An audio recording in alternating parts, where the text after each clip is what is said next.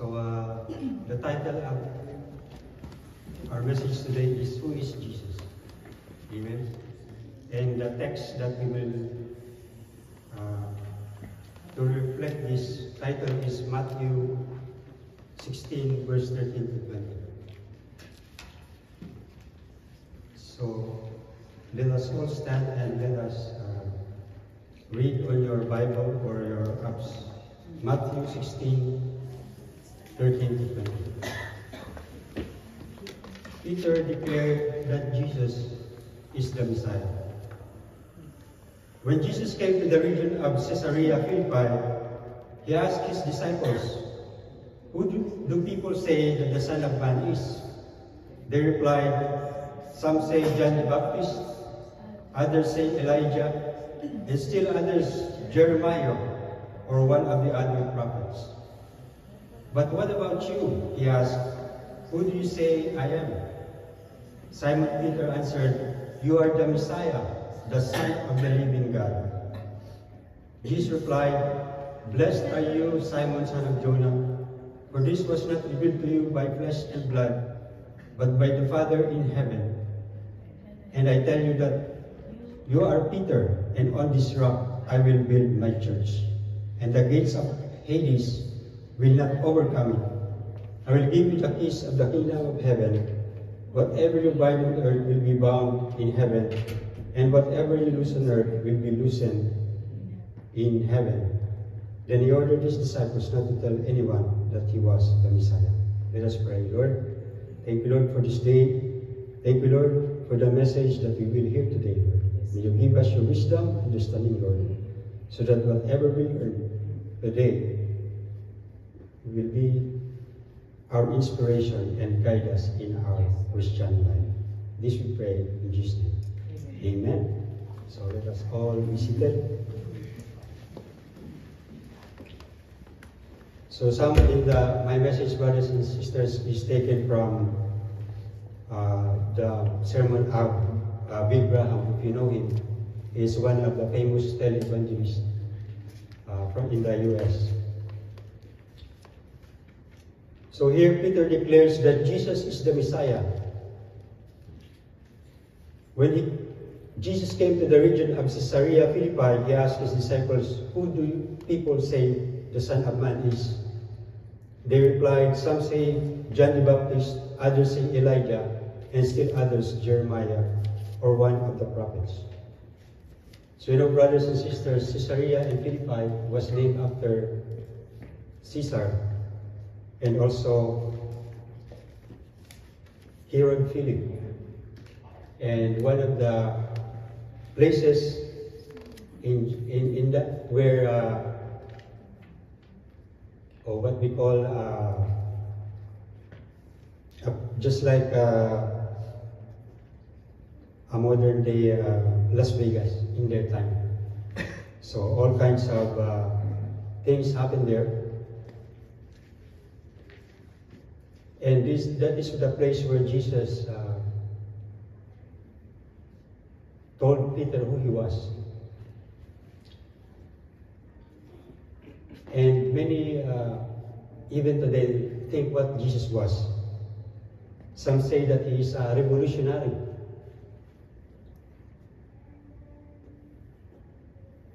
But you know, the Lord Jesus Christ only lived 33 years in this world. But he had a great influence. He never traveled more than 100 miles. So it's about from here to Buffalo, New York. He doesn't have a formal education like most of us or all of us. But on the other hand, we know that in the Jewish culture, men usually read the Torah. And after 2,000 years, we still see that even today people are talking about Jesus. Amen, brothers and sisters? Wherever we go. Some say that he was a madman.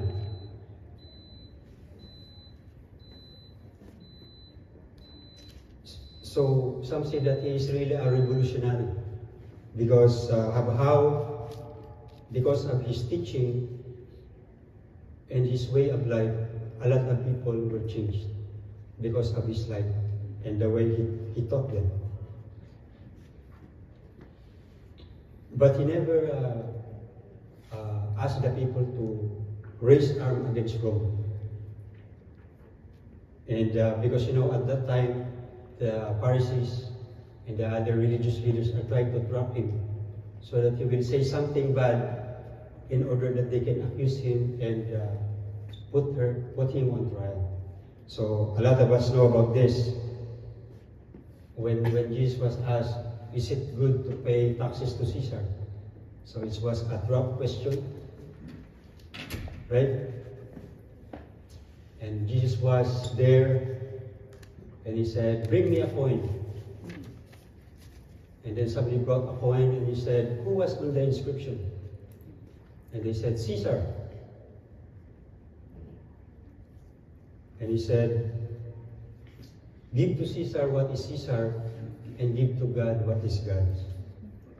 And when he said that answer, nobody asked him question anymore. They stopped asking questions because they were amazed by his answer.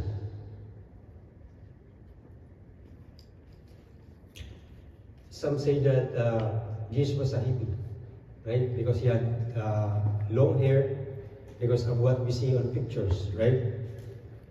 That he had long hair and went around with his disciples in a commune. They go together, right? But we don't really know because the pictures that we see are just the image that the artist made, right? So we don't really know how Jesus looked like. But most likely he has long hair because that was the culture of the time, right? So like today, yung time natin short hair, so most likely most people will have short hair, right? So but in their time, mostly they have long hair.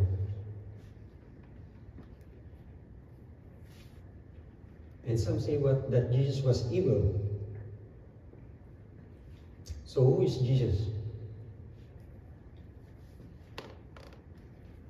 And even today, his name is always popping up. Like if you see in literatures, in the writings, in history, you can see even philosophers talk about Jesus. And historians as well, right? So even if you go to a school or in some other places, you see the mark of Jesus, right?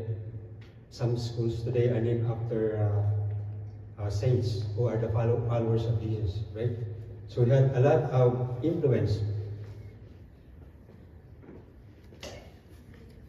And also, we see a lot of paintings of Jesus, right? So the famous one was the Last Supper, right?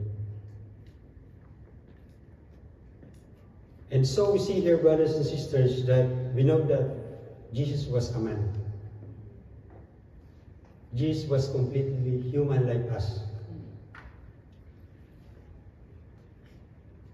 He was, because according to the Bible, he was identified, he was numbered with the transgressors. And we know that the Lord Jesus Christ, he gets hungry, he gets thirsty, right? He also gets tired just like us. That's why you see sometimes in the gospel that Jesus will retire to a quiet place for himself. So just like us, he also has the time to rest. And he also had the joy of being with other people, the joy of being together with other people, just like us, right? So if we have friends, when we are together, we are happy, right? When we go out somewhere, right? Just like us. So he has the characteristic just like us. But the thing is, in spite of being like us, the Bible said he never committed a sin. Right? So if I say to you, I never sin, somebody will jump up and say, no, no way, right? So we are all sinners. So from that alone, we can see what a different kind of person Jesus was, right? He was already 33 years old, but he never sinned.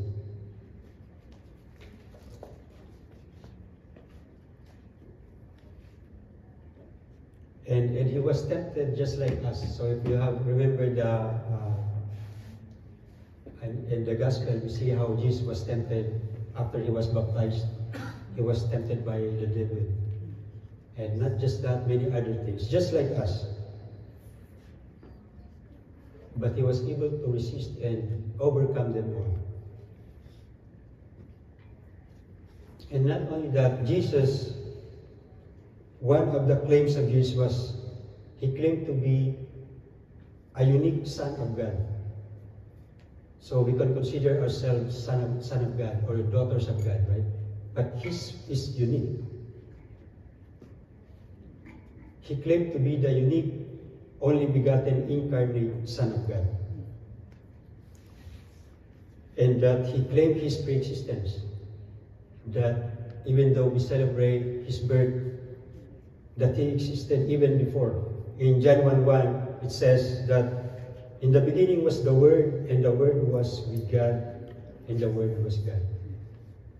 According to the Apostle John, and the Word even that was being talked here was the Lord Jesus Christ. Amen? And that he existed even before Abraham. You know, one time he was with the crowd, and he said that he was with Abraham.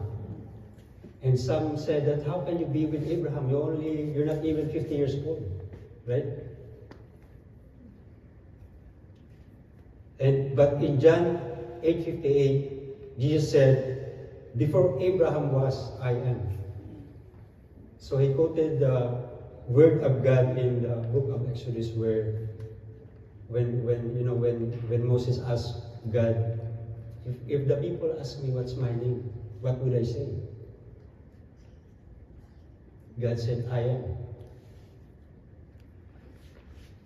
And that's why, and the people understood what he's saying, that he's equating himself to God. And so that's why people are picking stones to throw at him. They want to stone him because of what he said. And so here, on the text that we are studying, Jesus asked Peter in verse 15, in Matthew 16, verse 15, what about you? He asked, who do you say I am? And Simon Peter answered, you are the Messiah, the Son of the living God. And Jesus replied, blessed are you, Simon, son of Jonah, for this was not revealed to you by flesh and blood, but by the Father in heaven. So here, brothers and sisters, Jesus claimed to be the Son of the living God. And we know that his incarnation was not his birth, because he already pre-existed. Because he always existed.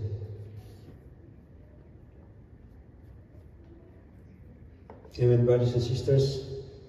And the Bible said that the Word was made flesh and dwelt among us in John 1:14. In other words, the Word of God, the eternal God, became flesh in the person of Jesus Christ and lived like a man among us. Amen, brothers and sisters. That's why when we see the Lord Jesus Christ, we cannot just say that he is a revolutionary or another great man, because we know the Lord Jesus Christ has a very amazing teachings, moral teachings, right? So a lot of people say he is a great man. But the Lord Jesus Christ himself claim that he's not only a human being, but God in the flesh.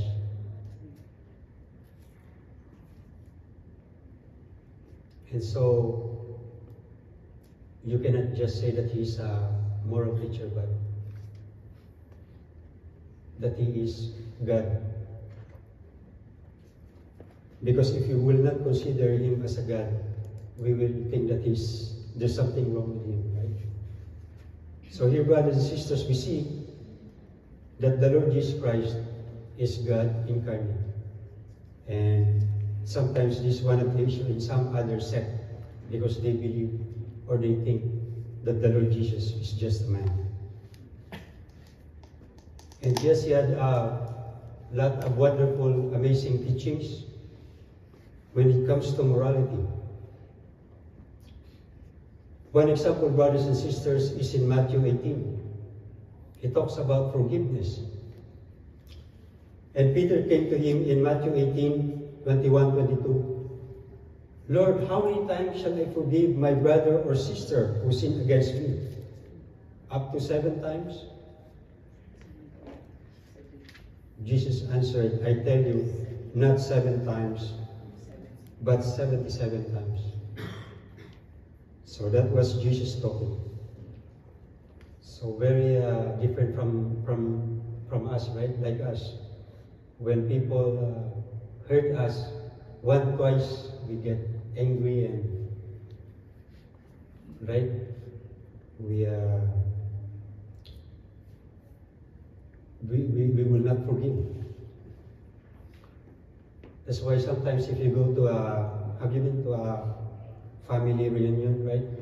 Sometimes there are people who, during the reunion, they're so quiet because some has, misunderstanding. They have this silent treatment, right? Because of unforgiveness. And even in husbands and wives, right? Because, like me, I can see that from my parents, sometimes they have, right? But this is what Bill Graham's wife said. The secret of a happy marriage is 2 good forgivers. People who can forgive each other. So is that true to the married? Amen. Right? Because you will always make a mistake because we're human, right? So here, in other words, brothers and sisters, one of the messages of the Lord Jesus was forgiveness. And one another example of Jesus that he taught when he was in his ministry was in Matthew 5:21 and 22. He said, Moses said that you shall not murder, but I tell you, if you hate in your heart against your brother without cause, you already are guilty, right? So this is the Lord Jesus Christ. So in other words, he lifted man's ethics to a higher plane and demanded that we live that kind of life. He himself lived that kind of life, and the scripture says that he judges the inside because he knows our heart. Amen, brothers and sisters? We know we are a human being. We are a sinful people. And David said that in Psalm 51:5. David said, in sin did my mother conceive me. And even the Lord Jesus Christ said that out of the heart proceed evil thoughts and murders and blasphemies. That's why one time the Lord Jesus Christ, when he was invited by Nicodemus, he said in John 3:3, you must be born again. You must have a new beginning. So just like us, brothers and sisters, we have to have a new beginning, right? So when we accepted the Lord Jesus as our Lord and Savior, we become a new creation and we have a new beginning. Amen. Amen, brothers and sisters? And you know, a week ago we just celebrated the Holy Week, the Resurrection. And you know, brothers and sisters, during the trial, Jesus was charged three things. That he loves sinners. Because, a lot of times, Jesus was with the wine bibbers and other sinners. So they think that he was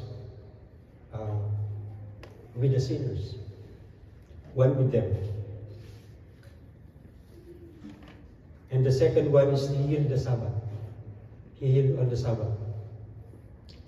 He healed a sick person, and the Pharisees did not say, that is not right. But Jesus did something good on that day, but still they accused him. And the third one was that he claimed to be the Son of God. So the other two, Jesus was not put on trial and was sentenced to crucifixion, but he was sentenced to death because of his third claim, that he is the Son of God. That's why when Jesus was with Pilate, when Pilate asked him,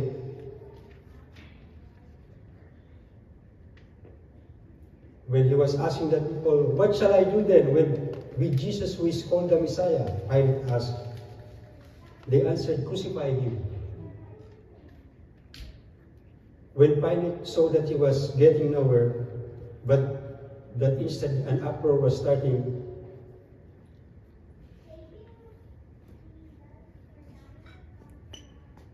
he took water and washed his hand in front of the crowd and said, I am innocent of this man's blood, he said, and it is your responsibility. So here, brothers and sisters, even Pilate did not see anything wrong with the Lord Jesus Christ. But the Pharisees want him to be, he want him dead for blasphemy.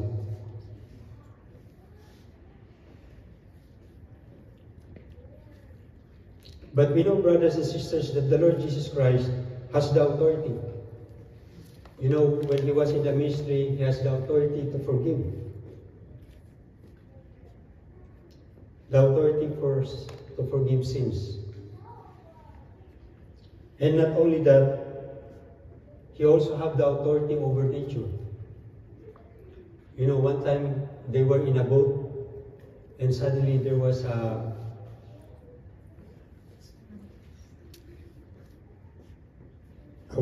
the sea started raging. There was a wave and there was storm and Jesus was asleep. And so the disciples told him that there's a storm. And Jesus stood up and said, peace and be still. And suddenly it became quiet. So we see here, brothers and sisters, that even the Lord Jesus Christ has the authority over nature. And we see also in the gospel that many times he healed so many people who are sick, people who are blind, people who are lame. And he even cast demons. So he has power over demons. And he even brought back a dead man to life, just like Lazarus.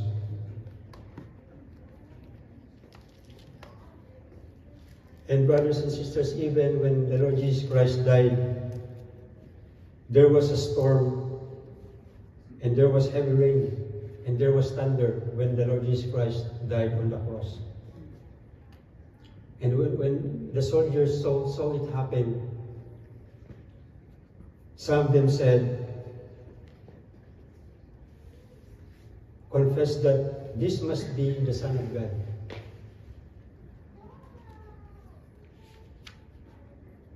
Amen, brothers and sisters.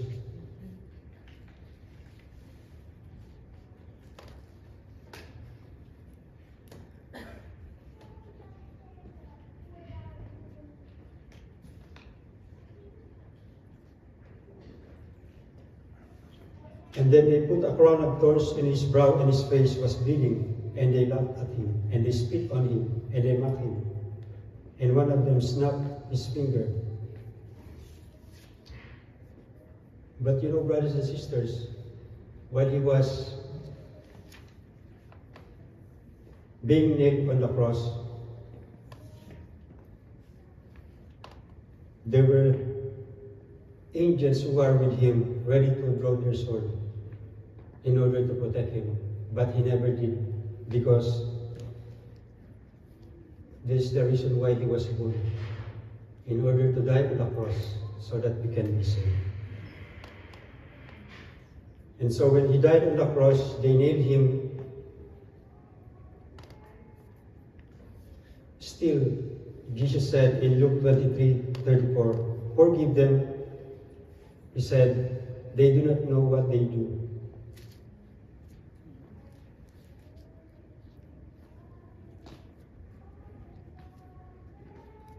Brothers and sisters, could you forgive somebody that's putting nails on your hand and you know that you do not deserve? But this is what Jesus did. This is how the Lord Jesus Christ confronted the violence of this day. So it's a lesson to all of us.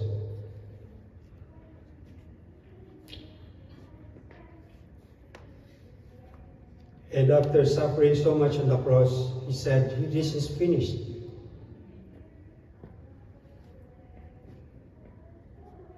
What does he mean when he said finished? He meant our plan for salvation is finished.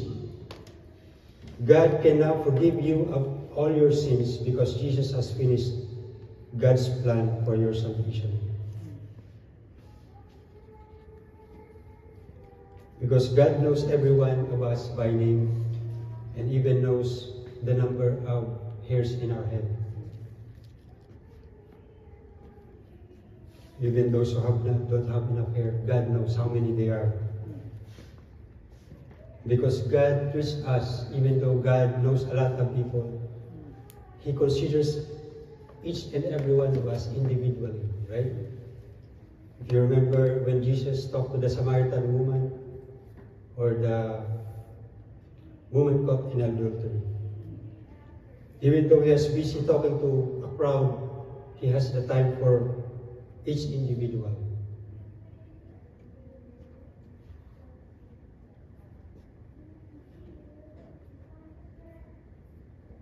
God looks upon you as though you were the only person in the whole universe.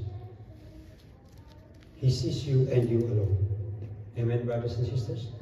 Because you know, when we pray to God, we know that God is hearing us, just us.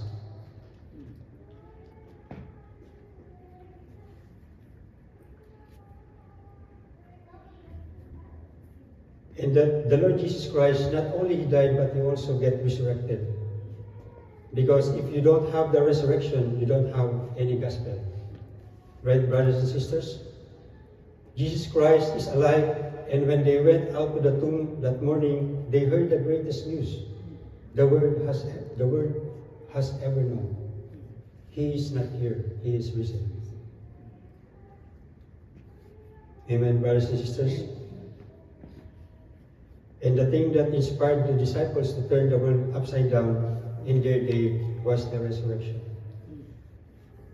Whenever they went, they declared that Jesus was alive. And we know that that is true. Because even though into their death,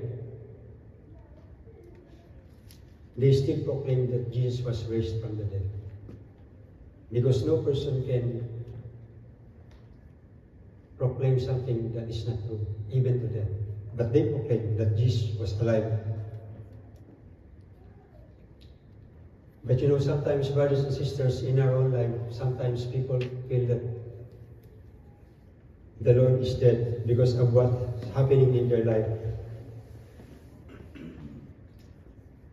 That's why we have to have our spiritual armor as Christians, because of the things that can happen to us in our life. Right? Minsan in our life we have troubles. And sometimes it can weaken our faith.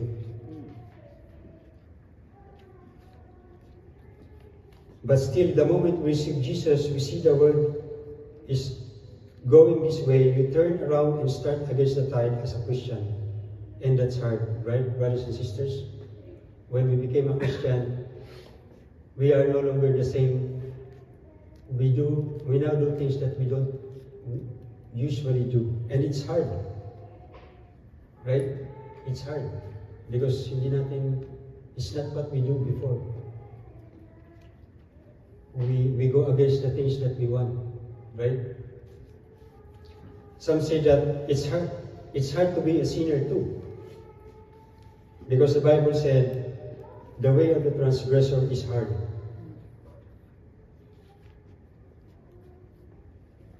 Because some say, they think that doing bad is good because you see in the movies, sometimes they get away with the things that they do. But we know that it's not real life. Amen, brothers and sisters? But we know that the Lord Jesus Christ is alive and He is risen from the dead. Amen. And those people who received the Lord Jesus Christ said that when they met Jesus, they have a change in their life.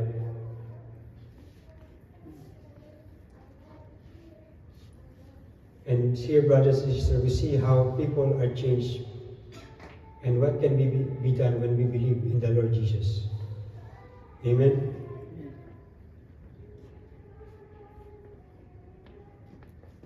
You know, brothers and sisters, some say that there is no scientific proof that Jesus was here.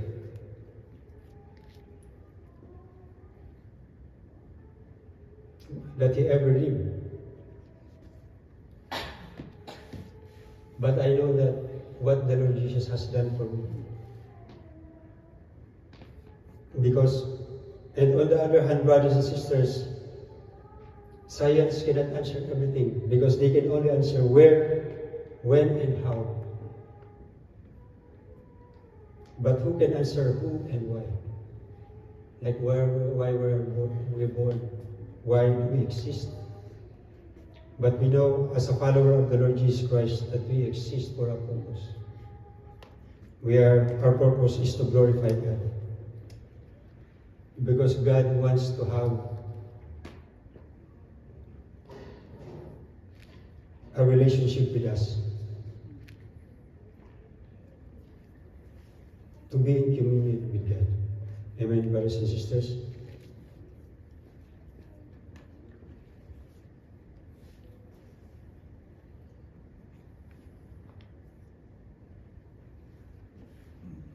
That's why, brothers and sisters,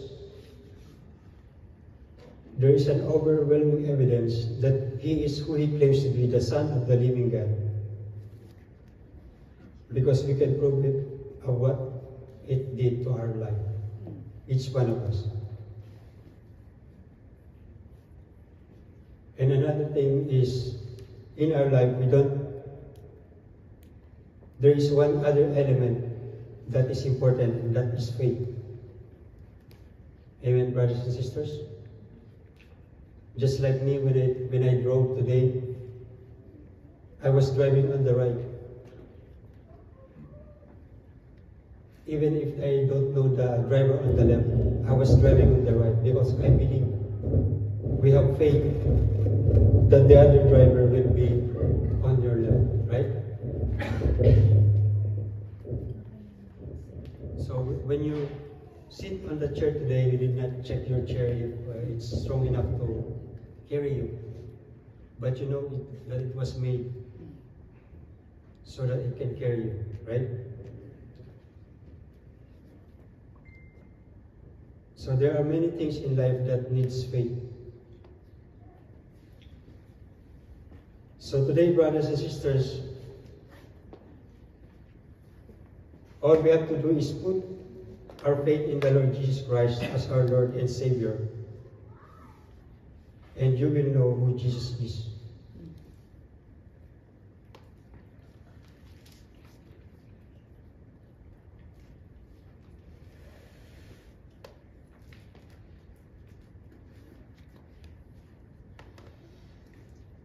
In other words, we need to respond to the gift that the Lord Jesus has given to us.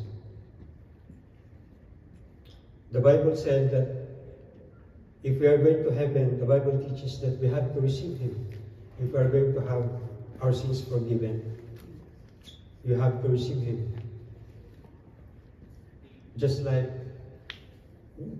what John said in John 3:16, for God so loved the world that He gave His only begotten Son, that whoever believes in Him will not perish but have eternal life. In other words, we need to respond when somebody gives a gift. In other words, you have to hold the other hand, right? So when somebody gives you a gift, you have to hold it. So that's why we have to accept it. To those who have not accepted the Lord Jesus in their life, we need to accept, to respond to the call. Amen, brothers and sisters. And so when Peter told Jesus about him being the Messiah,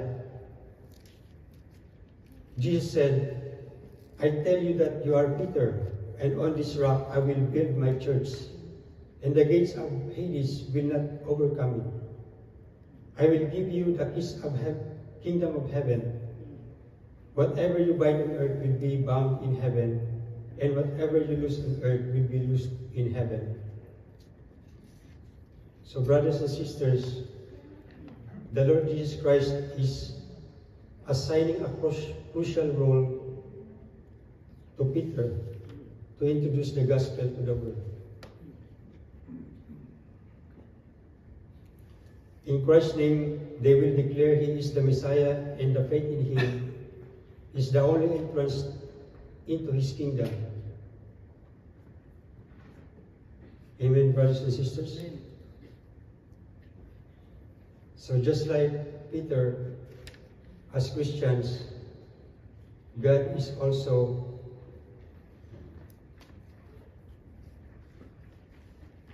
assigning us to share the gospel. Just like in Matthew 28:18 and 19.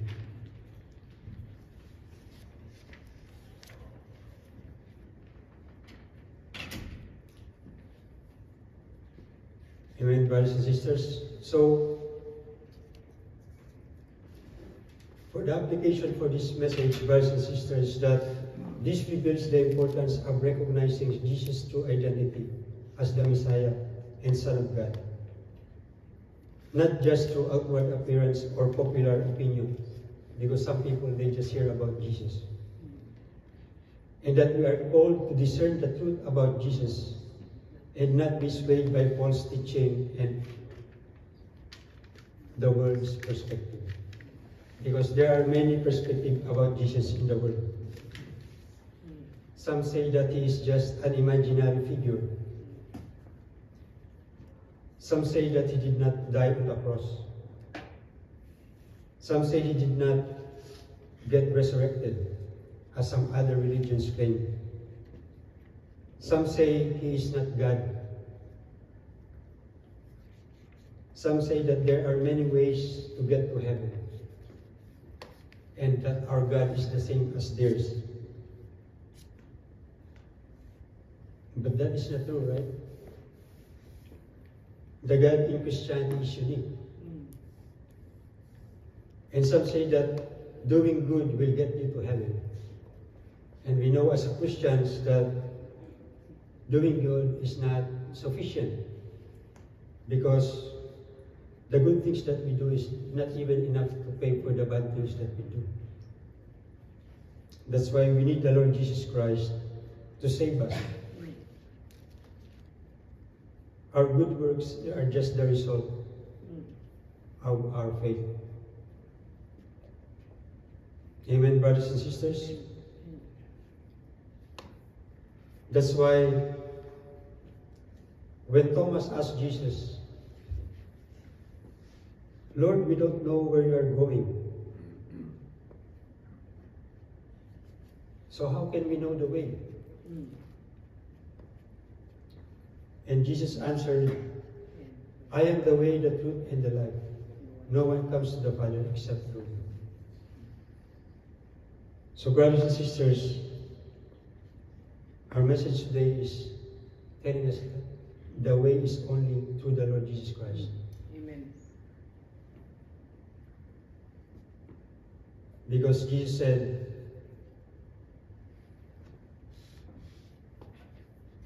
to Philip, if you really know me, you will know my Father as well. From now on, you know him and have seen him. Philip said, Lord, show us the Father, and that it will be enough for us. Jesus answered, don't you know me, Philip? Even after I have been among you such a long time, anyone who has seen me has seen the Father. How can you say, show us the Father? Don't you believe that I am in the Father and the Father is in me? The words I say to you, I do not speak on my own authority. Rather, it is the Father living in me who is doing his work. Amen. Believe me when I say that I am in the Father and the Father is in me. Or at least believe on the evidence of the works themselves. Very truly, I tell you, even greater things, whoever believes in me will do the works I have been doing, and they will do even great things, because I am going to the Father. And I will do whatever you ask in my name, so that the Father may be glorified in the Son. Amen, brothers and sisters? So we see from this verse, confirming that the Lord Jesus Christ is the Son of God and is God. Amen? So brothers and sisters, as the followers of the Lord Jesus Christ, we know and we believe that the Lord Jesus Christ is God, God in the flesh. And that is what we believe. Let us pray. Lord, we thank you for our message today, Lord. We thank you, Lord, for teaching us who you are, O Lord. Thank you, Lord, for reminding us who you are. Yes. That you and the Father are one, O Lord. That you are God in the flesh. Yes. Thank you, Lord, for what you have done on the cross. Thank you, Lord, for your sacrifice. Yes. Thank you, Lord, for dying for us.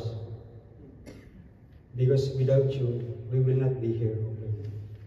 Thank you for your message of salvation, O Lord.